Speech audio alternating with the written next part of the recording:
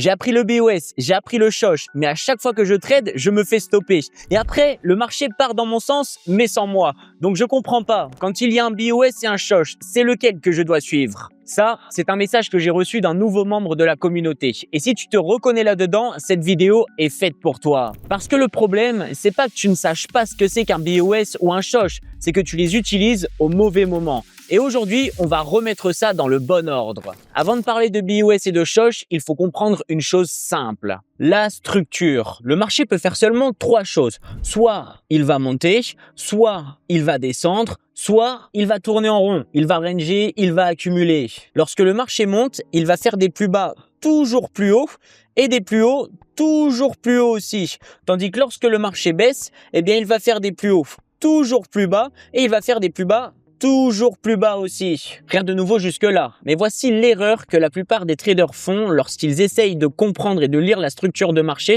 et qui leur coûte énormément d'argent. Eh bien, ils vont tout simplement voir des BOS et des shosh partout. Par exemple, ici, ce plus haut qui casse ce plus haut. Boum, on a un break of structure. Là, on a un nouveau break of structure. Là, on a un nouveau break of structure. Là, on a un nouveau break of structure. Ah! Et puis derrière, on vient casser le dernier plus bas qui a fait le dernier plus haut. Boum, on passe en tendance baissière. Ah, et puis derrière, on revient casser le dernier plus haut. Boum, on repasse en tendance haussière. Break of structure, on continue la tendance haussière. Derrière, on casse le plus bas qui avait fait le dernier plus haut. Boum, on repasse en tendance baissière. On confirme la tendance baissière et boum, derrière, on repasse en tendance haussière. Et boum, derrière, on repasse en tendance baissière. Vous voyez que tout ça crée énormément de confusion. La plupart des highs et des lows et des shosh et des BOS que je viens de tracer sont faux. Ceux qui nous importent le plus sont les BOS et les shosh réalisés à partir de la structure externe, ce qu'on appelle les swing low ou les swing high. Tout ce qui se passe à l'intérieur de la structure interne, on s'en fiche. C'est tout simplement de la liquidité et de l'inducement. Tout ça est créé pour justement induire les traders en erreur, les piéger et récupérer leur liquidité. Juste avant qu'on aille ensemble analyser cette structure pour que je t'aide à repérer les vrais swing low, les vrais swing high, les vrais BOS et les vrais shosh, eh bien nous allons partir sur cette structure pour nous entraîner, pour repérer la tendance, les break of structure et les shosh. Donc c'est parti. Comme tu peux le voir, ici, nous avons un plus bas. Ce plus bas crée ce plus haut. Ce plus haut crée ce plus bas. Ce plus bas vient faire ce nouveau plus haut juste ici. Ce nouveau plus haut fait un tout petit retracement, puis va chercher un nouveau plus haut encore. Ce nouveau plus haut vient faire un plus bas qui vient casser ce dernier plus bas. Est-ce que ici, nous pouvons déjà voir un shosh ou un break of structure et quel est le sens de la tendance actuelle? Eh bien, c'est relativement simple. Ce plus bas qui a créé ce plus haut a fait un plus haut que le dernier plus bas. On est d'accord. Ce plus bas crée une impulsion qui va aller chercher un nouveau plus haut. Donc déjà, ce que nous pouvons noter, c'est que à cet endroit-là, nous avons un BOS. Qu'est-ce qu'un BOS? C'est un break of structure. Nous venons casser la structure. Ça signifie que nous avons une confirmation de continuation de tendance. Par exemple, ici, nous avons des plus bas qui sont plus hauts et des plus hauts qui sont plus hauts. Nous sommes donc en tendance haussière. Maintenant, c'est ici que ça va un petit peu se compliquer parce que beaucoup de traders vont voir ce plus haut qui a fait ce plus bas, qui a fait ce plus haut. Et ici, ils vont voir un nouveau break of structure à cet endroit-là. Sauf que, est-ce que ceci est vraiment un break of structure? Non. Absolument pas. Ce plus bas est tout simplement de l'inducement, une liquidité créée pour piéger les traders, pour leur faire penser que ce plus bas a créé un nouveau plus haut qui a fait un nouveau break of structure et qui a donc confirmé la tendance haussière. Ce que les traders vont faire, c'est qu'ils vont donc entrer en achat, par exemple sur le retracement, lorsqu'on ira retest le dernier plus haut, ils vont mettre leur stop loss en dessous et ils vont viser un plus haut sur le marché. Et comme tu peux le voir, eh bien ils vont totalement se faire exploser. Et je vais t'expliquer pourquoi dès maintenant. Ils ont oublié de faire quelque chose de très important, d'utiliser l'outil de Fibonacci. Lorsque nous sommes dans une tendance haussière, pour déterminer quel est notre vrai plus bas qui a créé notre dernier vrai plus haut, donc notre swing low qui a créé notre swing high, nous allons étirer notre outil de retracement Fibonacci du dernier plus bas jusqu'au dernier plus haut et nous avons des zones qui vont nous intéresser particulièrement. La première zone, elle va se trouver des 0 au 0,5. Ça, c'est ce qu'on appelle la zone premium. Le prix est beaucoup trop cher, il est surévalué. Donc les investisseurs qui ont acheté tout en bas vont dans cette zone se mettre à vendre. À vendre, il va donc y avoir une pression vendeuse. L'offre va être beaucoup plus forte que la demande, ce qui va faire chuter le prix dans notre deuxième zone très intéressante qu'on appelle la zone discount des 0,5 au 1. Et cette zone-là, c'est tout simplement la zone dans laquelle nous estimons que le prix est sous-évalué. Le principe est simple, on achète en zone discount et on revend en zone premium. On vend nos profits bien évidemment et on garde la différence des deux. Maintenant, à l'intérieur de ces deux zones, il y a une autre zone qui va être encore plus intéressante. Elle se situe entre les 0,5 et les 0,618. Et ça, c'est ce qu'on appelle la zone d'équilibrium. Lorsque le prix revient dans cette zone, on juge qu'il revient à un prix fair, à un bon prix, ni trop cher, ni trop haut. Maintenant, comment est-ce que nous allons utiliser cette zone? Eh bien, c'est simple. Une nouvelle fois, nous allons utiliser notre outil de retracement Fibonacci. Nous allons l'étirer du dernier plus bas qui a créé le dernier plus haut. Et comme tu peux le voir juste ici, ce dernier plus bas n'a à aucun moment été repricé dans notre zone d'équilibrium. Il n'est pas revenu à l'intérieur. Donc, son prix n'a jamais pu être délivré de manière efficiente, ce qui signifie que ce n'est pas un lot protégé, ce n'est pas notre swing low, c'est un lot sur lequel il y a de la liquidité que les marchés vont sûrement venir liquider pour récupérer de la contrepartie et ensuite repartir dans l'autre sens. Et ce lot-là, eh bien, il va piéger énormément de traders qui ne comprennent strictement rien, malheureusement car sûrement qu'ils n'ont pas vu ma vidéo, à la structure de marché. Donc nous, ce que nous allons faire, c'est tout simplement que nous allons patienter que le prix de l'actif revienne minimum dans notre zone d'équilibrium. Donc si jamais ce plus bas là, celui-ci fait un nouveau plus haut, nous allons continuer à étendre notre outil de retracement Fibonacci jusqu'à ce dernier plus haut. Et là, comme tu peux le voir, boum, à cet endroit-là, le prix revient sous notre zone d'équilibrium. Il vient donc d'être repricé, il est repassé en zone discount et c'est depuis cette zone-là que nous allons pouvoir trouver un potentiel achat. Maintenant, juste ici, j'ai mis un autre piège sur le marché. Nous avons ce plus bas qui a fait ce plus haut, qui a fait ce nouveau plus bas. Et là, beaucoup de traders peuvent penser, ah, mais ça y est, on commence à avoir des plus bas encore plus bas, on va passer en tendance baissière, l'actif va aller chercher beaucoup plus bas. Non, absolument pas. La question qu'il faut qu'on se pose, c'est quel est le dernier plus bas qui a fait le dernier plus haut? C'est relativement simple, c'est ce dernier plus bas qui a créé ce dernier plus haut. Donc, tant que nous ne cassons ni ce plus bas, ni ce plus haut, tout ce qu'il se passe entre les deux, eh bien, nous sommes dans de la structure interne. Et tout ce qui se passe dans la structure interne, nous nous en fichons complètement. Pourquoi? Parce que c'est un piège du marché. Le marché est tout simplement en train de bâtir une structure interne pour inciter les traders à entrer, à injecter de la liquidité. Et ensuite, ce qu'il va se passer, c'est que les institutions vont arriver, elles vont manipuler à un endroit ou à un autre pour récupérer justement cette liquidité. Comment? En touchant le stop loss des traders rentrés dans la structure interne et en se protégeant entre guillemets dans la structure interne pour récupérer leur contrepartie, placer leurs ordres et ensuite permettre au marché d'aller dans sa direction initiale. Nous étions en tendance haussière, nous continuons en tendance haussière, ok? Donc surtout, si tu vois par exemple que ce plus bas a fait ce plus haut, a fait ce plus bas, mais qu'à aucun moment nous ne sommes venus casser ce dernier plus bas, ce swing low qui a créé le dernier swing high, eh bien, tu n'as aucune raison de prendre de vente parce que là, beaucoup de traders se seraient dit « Ok, on va passer baissier, on a des plus bas encore plus bas, boum, qu'est-ce que je vais faire? Je vais prendre une vente et puis on va aller chercher par exemple ce swing high. » Ben non, absolument pas, car tant que ce swing low n'a pas été cassé, il est protégé. Les institutions ont leurs ordres à cet endroit-là. Et si le prix de l'actif n'a toujours pas atteint leur target, eh bien, il n'y a aucune raison pour que le prix revienne casser ce dernier plus bas. Ok, donc là, qu'est-ce qu'il va se passer? Eh bien, encore une fois, ils vont se faire exterminer.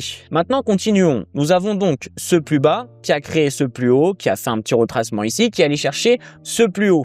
Donc ici, comme tu peux le voir, boum, nous avons un break of structure. Et il y a un nouveau piège qui va apparaître devant nos yeux. Quel est-il?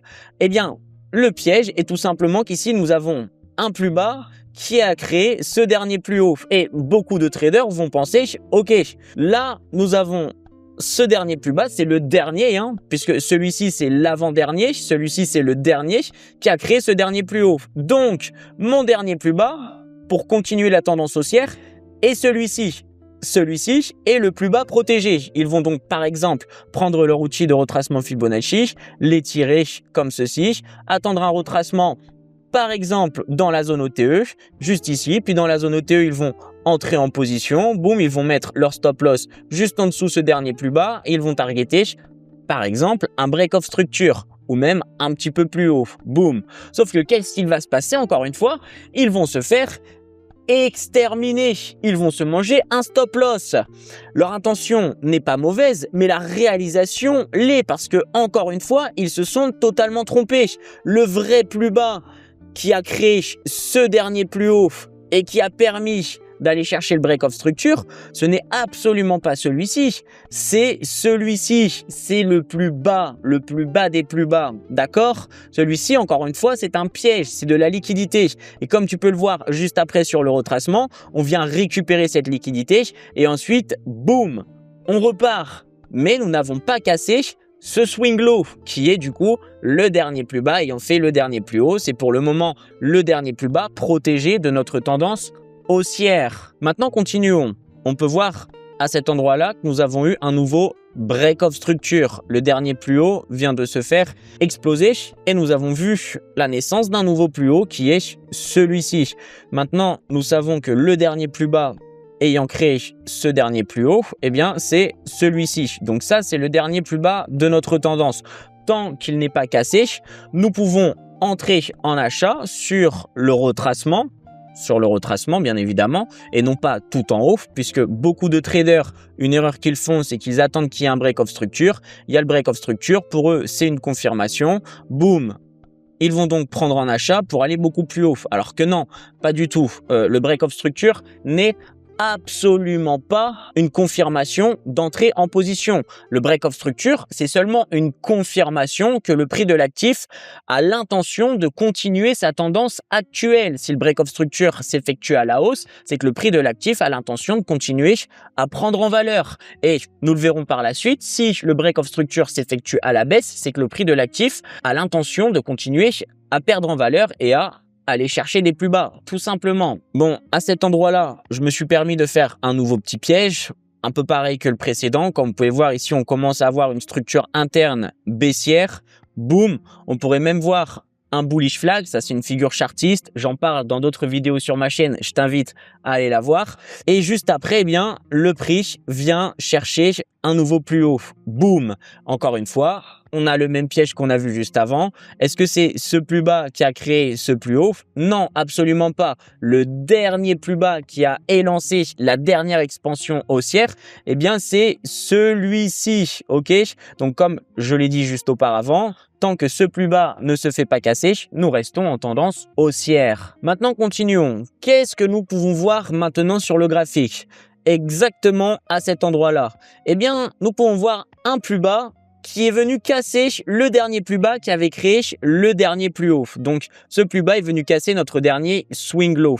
Qu'est-ce que ça signifie? Que nous avons un shosh, notre premier shosh. Shosh est égal change of character. Ça signifie tout simplement que nous passons d'une tendance haussière à une tendance baissière. Et si jamais ça avait été fait dans l'autre sens, ça signifierait qu'on passerait d'une tendance baissière à une tendance haussière. Donc là, nous étions haussiers. Boum, maintenant on passe baissier. Nous allons voir par la suite si le marché va nous donner une confirmation d'intention baissière qui s'appellerait un break-off structure. Donc, voyons voir. Maintenant, la question qu'il faut qu'on se pose, c'est quel est le dernier plus haut qui a créé ce dernier plus bas? Ok? Et là, encore une fois, beaucoup de traders vont faire l'erreur, ils vont prendre ce plus haut alors que ce n'est absolument pas ce plus haut. J'aurais même pu dessiner le graphique comme ceci, boum, avec un plus haut qui vient chercher ce dernier plus haut. Des traders qui auraient donc pensé qu'à cet endroit-là, nous aurions eu un nouveau shosh, que nous serions repassés en tendance haussière. Qu'est-ce qu'ils auraient fait? Ils auraient attendu un retracement, par exemple dans un order block présent ici ou dans un order block présent là, avec bien évidemment un stop loss sous le dernier plus bas. Ils auraient acheté pour aller chercher un plus haut. Et qu'est-ce qu'il se serait passé? Il se serait fait exterminer. Eh bien non, ce n'est pas ce qu'il faut faire. Ce qu'il faut faire, c'est tout simplement prendre le dernier plus haut, qui est donc notre swing high, qui a créé ce dernier plus bas.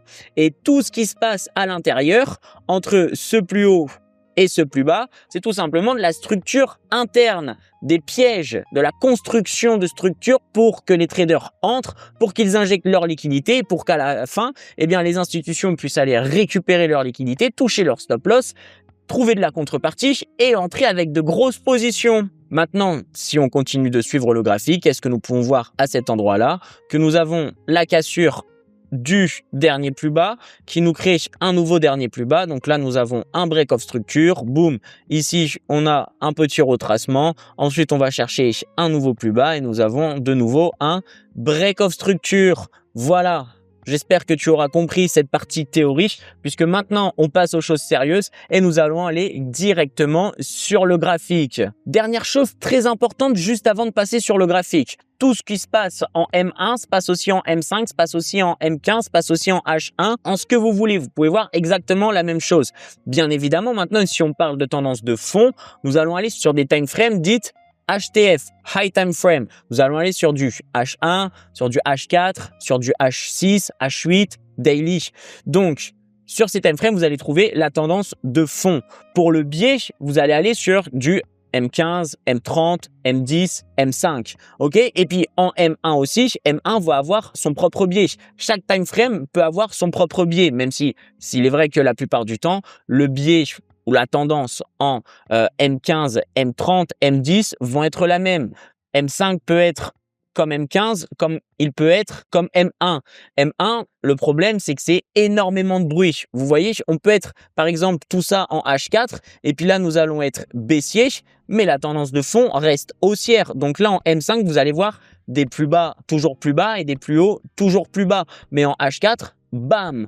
La tendance est haussière. C'est pour ça que moi, mon conseil, c'est vraiment regarder la tendance de fond en H4, H2, H1, H6, si vous voulez, H8. Si jamais on est haussier, eh bien, vous allez attendre que les time frames, les plus petites time frames comme M30, M15, M5, sur lesquels vous allez probablement entrer en position et trader, soient alignés avec cette tendance de fond. Comme ça, vous mettez directement beaucoup plus de probabilité de votre côté. Et puis, dernière chose, sachez que la tendance est bien évidemment beaucoup plus respectée sur les grosses time frames que lorsque vous allez aller sur les plus petites time frames pour trader la tendance en M5 ou en M3 par exemple. Vous allez assister à des shosh et des BOS un petit peu dans tous les sens. C'est pour ça que moi, je vous recommande réellement d'utiliser tout ça sur les plus grosses time frames. C'est beaucoup plus lisible, beaucoup plus facile à comprendre. Tout ce qui se passe sur les petites time frames, c'est beaucoup trop de bruit. Ça va vous faire prendre 50 000 décisions qui seront pour la plupart d'entre elles les mauvaises. Maintenant, c'est parti. Nous allons analyser toute la structure de marché de cet actif. On va commencer juste ici avec ce plus bas qui a créé ce plus haut, qui a créé ce plus bas, qui a créé ce plus haut. Donc, à cet endroit-là, nous avons une confirmation d'intention haussière. Nous avons un break of structure. Nous allons le noter comme ceci. BOS. Boom. Maintenant, ce plus bas a retracé ici. Ce plus bas là n'a pas cassé le dernier plus bas et il a bien au contraire créé un nouveau plus haut. Donc ici, nous avons un nouveau break of structure. Boom. Et quel est le swing low? Eh bien, c'est celui-ci. Ce plus haut juste ici a retracé en faisant ce plus bas. Voyons voir si un petit peu plus tard, il a créé un nouveau plus haut. Et puis ici, oui, boum, nous avons la création d'un nouveau plus haut. Donc, nous avons un nouveau break of structure. Vous voyez, le marché ne fait que nous montrer son intention de continuer à aller vers le haut. Maintenant, regardons quelque chose. Ce plus bas a créé ce plus haut. Ici, nous avons bel et bien notre retracement dans la zone d'équilibrium, même dans la zone OTE. Si tu ne sais pas quelle est la zone OTE, quelle est la zone de rupture, quelle est la zone équilibrium, même si tu veux en savoir beaucoup plus sur toutes ces zones, je t'invite à aller regarder ma vidéo sur l'outil de retracement Fibonacci, disponible sur ma chaîne YouTube. Allez, on continue. Donc là, nous avons ce plus bas qui a créé un nouveau plus haut. Et là, encore une fois, beaucoup de traders auraient pu faire la maladresse de penser que ici, nous avons ce plus haut qui a ensuite créé ce plus bas juste ici et qui a fait ce nouveau plus haut. Parce que si nous partons en H2, bien évidemment, ça va être beaucoup plus séparé. Et la majorité des traders vont penser, ah bah tiens, on est en tendance haussière, mais on vient casser ce plus bas, donc là on passe baissier. Donc qu'est-ce qu'ils vont faire? Boum, sur le retracement juste ici, ils vont sûrement prendre une vente avec un stop loss juste au-dessus, boum. Et qu'est-ce qui va se passer? Bon bah tu le vois sur le graphique, ils vont se faire littéralement démonter. Donc non, absolument pas. Vous allez utiliser ma technique de la zone équilibrium. Boum, est-ce qu'ici, ce plus bas là, a retracé jusque dans la zone équilibrium? Absolument pas. Donc ce plus bas, c'est ce qu'on appelle de l'inducement. Maintenant, si j'étends mon outil de retracement Fibonacci jusqu'à ce plus haut, on peut voir qu'ici, le prix revient bien dans la zone équilibrium et boum, il repart vers le haut. Il crée un nouveau plus haut juste ici. Donc là, nous avons ce plus bas qui a créé ce plus haut. Ici, nous avons encore une fois un retracement. On va encore une fois utiliser notre outil de retracement Fibonacci. Boum, boum. Est-ce que nous avons un retour dans la zone d'équilibrium? Oui, juste ici. Et ce plus bas a créé ce nouveau plus haut. Donc, nous avons encore une fois un break-off structure. Mais très intéressant, regardez.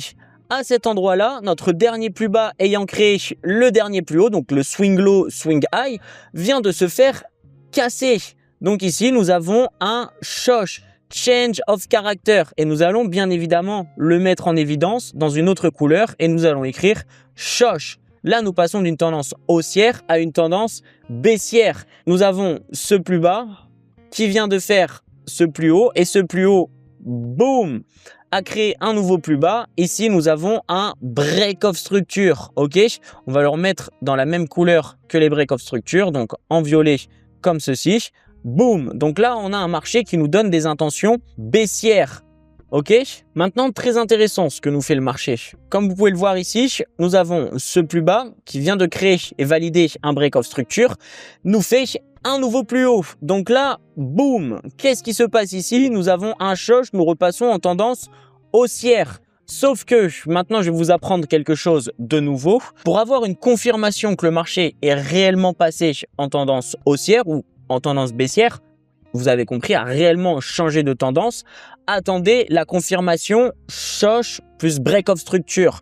Puisque si le marché ne nous surprenait pas, ça serait beaucoup trop facile. Donc là, comme vous pouvez le voir, on a shosh break-off structure. Si on entre sur le retracement dans cet order block tout en haut, par exemple, avec un stop loss juste au-dessus, eh bien, on se fait sortir, pas de souci. On se prend un stop loss, c'est pas grave. On a suivi toute la tendance haussière depuis le début, donc on a déjà bien encaissé. On est toujours largement en profit, mais ça ne veut pas dire que nous allons du coup acheter dès le retracement après ce shosh haussier. Et tant mieux que nous n'allons pas le faire parce que juste après, le marché va encore piéger les traders en allant chercher un nouveau shosh. Ok, donc là, on est passé tendance haussière et puis la tendance baissière. Maintenant, on va attendre un break-off structure pour pourquoi pas recommencer à le trader dans le sens de sa tendance. Donc, nous avons ce plus bas juste ici qui vient créer ce plus haut. Encore une fois, là, vous voyez qu'on a un plus haut qui fait ce plus bas, mais ça, c'est de la liquidité. Vous l'avez compris maintenant. Pourquoi? Parce que nous avons ce plus haut qui a créé ce plus bas et à aucun moment, le plus haut revient dans la zone équilibrium. Donc, nous continuons de l'étirer et comme vous pouvez le voir aussi, je ne fais pas l'erreur de prendre ce plus haut, mais c'est bien évidemment ce plus haut qui est le swing high qui a initié ce début de tendance baissière. Donc là, vous pouvez voir que ce plus haut vient créer un nouveau plus bas. Donc, nous avons de nouveau un break-off structure que nous allons bien évidemment mettre en évidence sur notre graphique, couleur break-off structure, c'est-à-dire en violet, boum. Nous avons ce swing low qui a été créé. Là, nous avons un retracement et regardez, dans le retracement, nous avons des plus bas qui sont toujours plus hauts et nous avons des plus hauts qui sont toujours plus hauts aussi. Ça laisse penser aux traders qu'encore une fois, le prix de l'actif va repartir en tendance haussière. Donc, les traders vont se mettre à trader à l'achat, surtout sur les plus petites time frames, en H1, en M45, en M30, en M15. Ici, ils vont acheter en visant des plus hauts, par exemple, les derniers plus hauts de marché tout là-haut. Et qu'est-ce qu'il va se passer? En fait, le prix du marché, avant même d'arriver sur ce dernier plus haut qui est notre swing high, il va littéralement se retourner. Et tous les traders acheteurs ici, bam, bam, bam, ils vont se faire littéralement exploser encore une fois. Pourquoi? Parce que nous étions dans un retracement. Nous n'étions pas dans une tendance haussière. Là, le prix vient de faire ce plus haut. Il a bien évidemment retracé bien au-delà de la zone d'équilibrium, comme tu peux le voir ici. Et qu'est-ce qu'il est venu faire par la suite? Eh bien, on est venu confirmer les intentions baissières en allant chercher un break of structure. Et dernière chose, avant de passer à la conclusion, pourquoi est-ce que c'est très important lorsqu'on trade la structure de marché de savoir quel est notre dernier plus haut qui a créé le dernier plus bas en tendance baissière ou notre dernier plus bas qui a créé le dernier plus haut en tendance baissière? Eh bien parce que c'est au-dessus ou en dessous de ce dernier que nous allons devoir placer le stop loss. Laisse-moi t'expliquer. Nous venons de voir que ici, nous étions dans une tendance baissière, ok, avec des plus hauts toujours plus bas. Et ici, nous avons ce plus haut qui a créé ce plus bas. Donc, si par exemple, nous allons trader le retracement haussier, boum, dans la zone de rupture, encore une fois, on va voir ma vidéo YouTube, eh bien, nous allons du coup prendre une vente juste ici. Eh bien, il va falloir mettre notre stop loss au-dessus parce que si on met notre stop loss là ou là ou là, bah en fait, on peut se faire sortir bêtement. Notre vrai niveau d'invalidation, il est au-dessus de notre swing high en tendance baissière et notre target logique va être le 0 du Fibonacci, soit le break of structure pour une continuation baissière. Et si nous le tradions à l'achat, eh bien, c'est exactement la même chose. OK? Par exemple, juste ici, boum, nous avons ce plus bas qui a fait ce plus haut. Nous allons prendre un achat juste ici à l'entrée de la zone OTE.